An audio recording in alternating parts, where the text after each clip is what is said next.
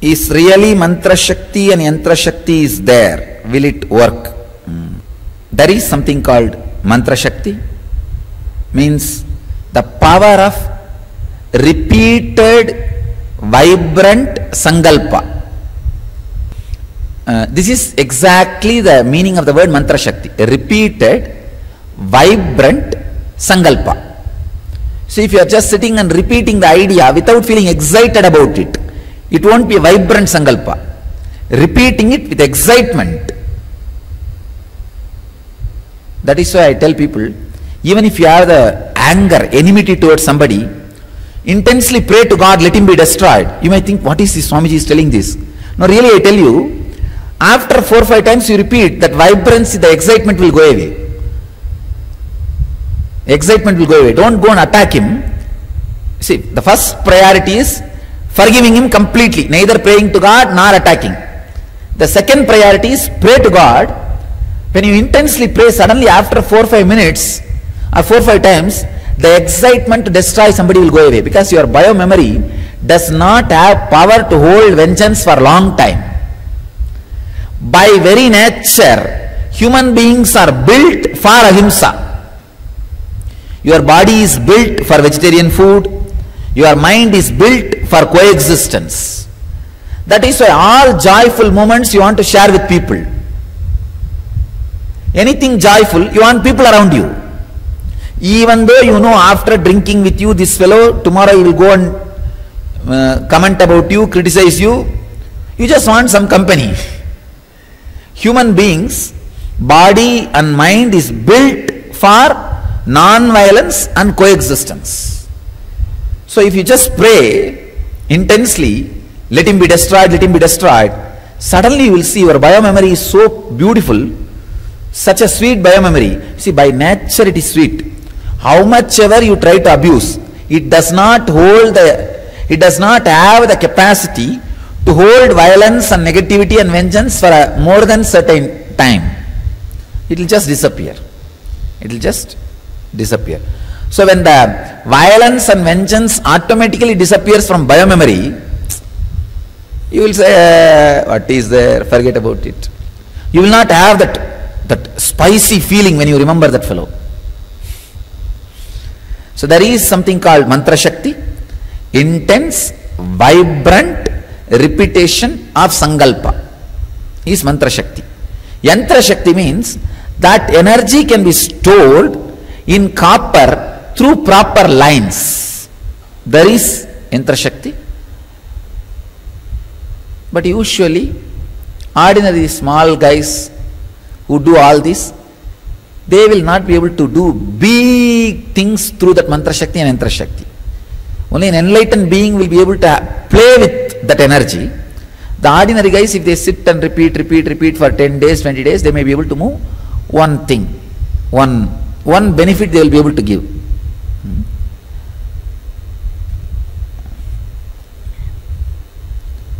But if you start meditating on your own, nobody will be able to harm you through mantra shakti or yantra shakti. The harm cannot be done to you.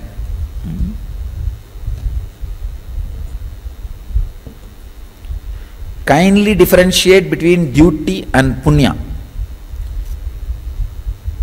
Duty is the word created by society to exploit you, and society knows more than certain level you cannot be exploited, so it wants some greedy idea inserted into your head so that you can go on be exploited. That greedy idea is punya. See, duty idea is created to exploit you with fear. Punya idea is created to exploit you with greed. Neither duty nor punya exists. Please understand. If you are doing it out of joy, it's punya. The effect of that punya is you having joy at that moment. Don't expect. See, if you are in a relaxed, joyful mood, even if your worker breaks a glass, you will not fire her. You will say, all right, it's okay, leave it, we will buy another one. But if you are in your usual regular mood, irritated, agitated. They don't need to break anything. If they just appear in front of you, your darshan is enough. They will have their share, today's share. So, understand the basic rule. If you are in bliss, you do good. If you are suffering, you do bad. That's the basic rule. So if you are doing good, the result of the good is you are being blissful now. That is the result. You don't go to heaven after doing punya. You do punya because you are in heaven. You don't go to hell after doing sin. You do sin because you are in hell. So the papa or punya are immediate. Don't think now you will do so many punya, then suddenly when you die, a big aeroplane will land from Kailash or Vaikunta, and all that air hostess will just pick you up, the Brahma Menaka Urvasi, and make you sit in the chartered plane and just straight take you and give you all kinds of things described. And no, don't worry about it. Now, no service available. All that service are shut. All that service are shut. So, punya is the immediate effect in your inner space. I can say in this way, punya is the space out of which good things are done. Papa is the space out of which bad things are done. That's all. So, do not worry about the duty. There is no such thing as duty. It is just your unconscious commitments crisscrossing with your conscious interests is conflict. So, society wanted to maintain you in certain conflict continuously. So, that is the reason they created a word called duty. So, I tell you, if at all there is duty for any individual, duty to live joyfully, conflict free. Make the money you want to have all the needs you have. See, if you have very less needs, make that much. If you have more needs, make more money. But don't curse the person who takes work out of you to give money to you. You want more money, so you took up more responsibility. But why are you going on continuously cursing your boss? No. Live conflict free. Live conflict free. That is duty. Living conflict free is duty. And doing everything with out of the peace feeling is punya. Doing everything out of joyful feeling is punya. Human body parts donation. Is it okay? Are we to donate a God-given organ? You can. When you can donate wealth, then you think wealth is given by you or what? That's also God-given only. You can donate organs, and after death, donating the body, donating the eyes and all those things do not affect your spiritual journey or further next birth. Only if you are an enlightened being, your body may be kept in a samadhi, and that vibration will be useful for millions of people. So if you have really if you are confident you will become enlightened, then tell your right will not to touch your body. Let it be buried as it is, not cremated. Understand? Buried as it is, and that will create a vibration. It will help the planet Earth for a long time. See, at least after getting enlightened, 21 days you should have been in the body. Only then the enlightened bio-memory will settle into the body. If you have become enlightened and left the body, or during the time of death you become enlightened, like how I said, the second death, that body also won't have any effect. Effect of enlightenment will not be there. So, after having enlightenment, if you stay in the body for 21 days, at least, then your body should be preserved. It should not be burnt, it should not be touched, or no way it should be disturbed. It should be preserved as it is and buried. If you don't become enlightened, you can only donate 1 or 2 organs. If you become enlightened, your whole body is a gift to the world. Your very walking on the earth is a gift to the world. A person after seeing God, just like how Ramakrishna Paramahamsa saw God, is it possible to continue with life on earth? What do you think I am doing? Relax. Is the experience of enlightenment the same for all or unique? Experience is same. So experience is same for Buddha, Krishna, Ramakrishna, Jesus, for everybody. J. Krishnamurti, Osho, for all experience is same. Expression may be little different. Please be with every one of us even after we reach our homes after completing NSP. I will always be with you, but you choosing to be with me is the important thing. Can you reach the stage of detachment by staying with near and dear ones? Yes.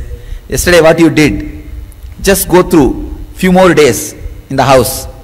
Just sit and visualize that unnecessary emotion attached to that person or individual will be nullified. I was not able to experience any change or emotional change during the unclutch session.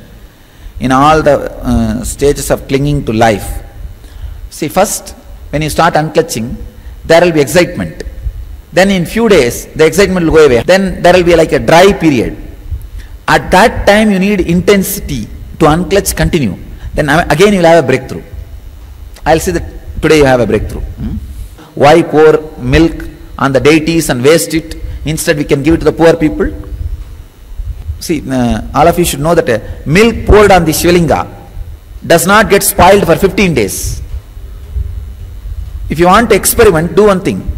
The sprinkler will be on by today or tomorrow. 1 bottle water directly from the sprinkler. 1 bottle water which comes from Shivalinga. The directly which you take from sprinkler will be spoiled in 15 days, that water. Which comes from Shivalinga will not get spoiled for 6 months. You take it and test, because the deity is made out of medicines.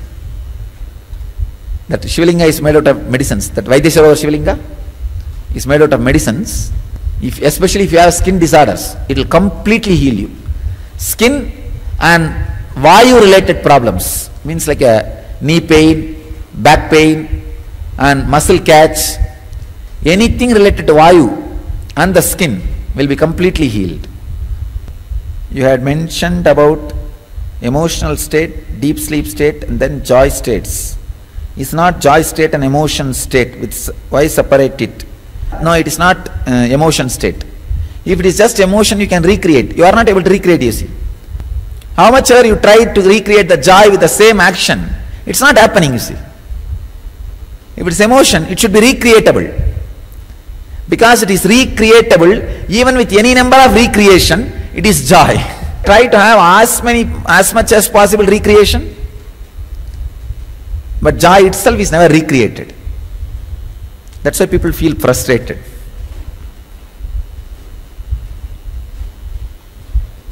Awareness of death, 7-layer body was wonderful experience.